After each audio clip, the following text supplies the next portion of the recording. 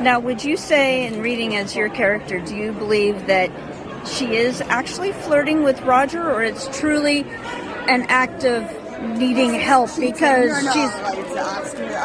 Oh, if you can't answer, that's okay. I think that she is, I'm not very, I think that she... I think that she is missing home. The main thing is she's missing home, and Roger's a little bit who gives her some help. Like, and I think genuinely, no matter what time period, I think they would be friends. So I think it was okay, I actually would agree with that. Yeah. I would. They would be friends. My name's Koko. This is Samantha. Your name's Koko? It is, yes. Great. Well, this is Sam for the Sci-Fi blog. And Duncan... This is a sci-fi magazine? It is. Right. It's a blog. Because there is a bit of sci-fi, of course. Exactly. And the editor's a long-time fan. So Duncan has had a little bit of a different arc this time. Than in the books. So, what? A very different part. It is. In the book, it's really quite a good part. In the writing of it, I'm a fairly incidental character. I wish I had more of what was in the book, but there we are. It was a pleasure to be in the show. Oh yes. Because I am a Scot. I'm speaking in my London accent, and when I go up there to work, I live in Glasgow. My parents came from Glasgow, and I love the city. The mechanics. Can you describe the mechanics of filming as Joe and Kezzy in the same scene? Right. So in season 5, we did a lot of kind of blue screen. So a lot of time I'd have a double. I had 2 doubles, Dylan and Daniel, who were amazing. And he would normally fit me at the back, so you see the back of his head and you see my face. And then he would take the double out, and then a lot of time I'd just be acting kind of thin air, so pretending there's someone in between us. Like one scene in season 5, it was like me, and then there was like Richard, and there was like no space in between us. I just had to imagine somebody was there. So it felt like theatre in a way. So I was kind of used to that, so it felt great. Okay, and what do you do to keep them separate? Separate. I try to find the twins are quite similar as people. Lizzie says it's like 2 souls, one soul and 2 bodies. So we try to make different kind of physicality changes. In this season, they're both kind of growing into men, so they're kind of feeling kind of similar things, hormones are bouncing and stuff like that, so we try to keep them little differences in physicality and voice.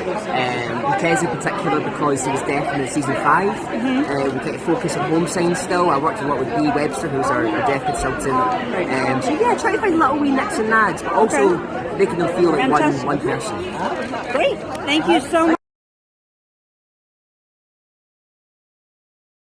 Now that you've been in TV adaptations for 2 big book series, is there a book series you'd love that you would like to have a role in? 50 Shades of Sam. Come on. No? Is that not a real book? No, it's not. A book series. Or a single book. Or anything. Carter Beats the Devil by Glenn David Gould. That's my favourite. One of my favourite novels of all time. So if they ever made a book of that, it's incredible. 2 more audible books. I've listened to some of your audible books. They're good. I'm starting to record another one next week. All right. Freaked me out. So Ian is a more thoughtful and emotional character, but Gallowglass is more of an action role. Which one do you enjoy more, and why? I think overall I enjoyed playing Gallowglass more simply because Gallowglass goes on more of a journey.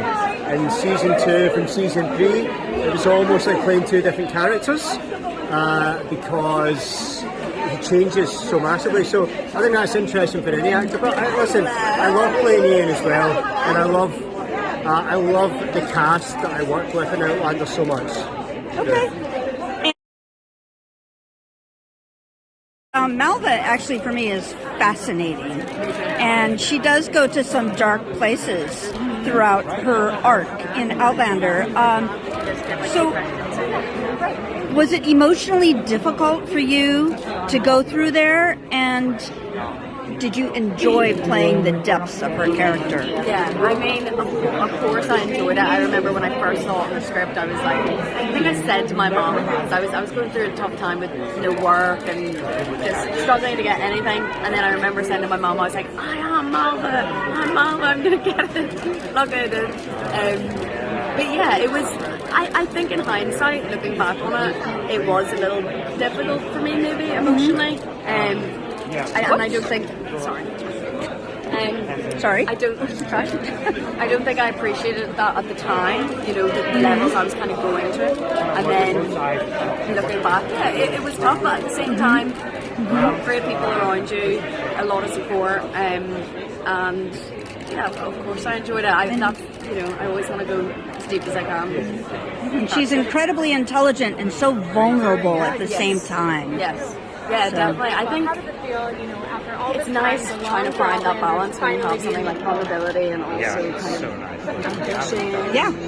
Passion as well. She has a bit of that in her too. She's fighting against a lot of men in her life, and being able to play those kind of paradoxes. So what we need to know from you is,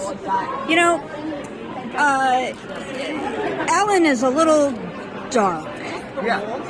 But we don't find out for a long time. Well, I think, So, what kind of good do you see in Alan? Oh, he's for all this possessive nature, he comes from a really good place, really deep down, is that he became the man of the house at a very early age when his dad had to go to Ardmere. So I think all of it comes from a deep-rootedness of love, really, but the love then sort of bends over into a sort of grey area, and then it becomes darkness. He's also a really good carpenter.